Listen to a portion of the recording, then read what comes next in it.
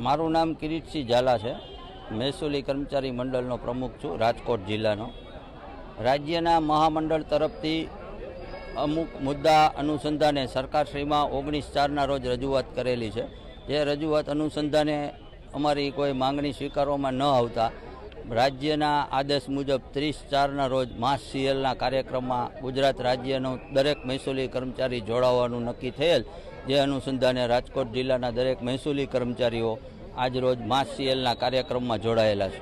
મુખ્ય માંગણી છે અમારી જિલ્લા ફેરબદલી પરીક્ષા જે લેવાઈ ગઈ છે એની એક્ઝામ નથી આવી, અમુક પરીક્ષાઓ લેવાની નથી અને અમારી થોડીક પગાર વિસંગતતાની માંગણી છે।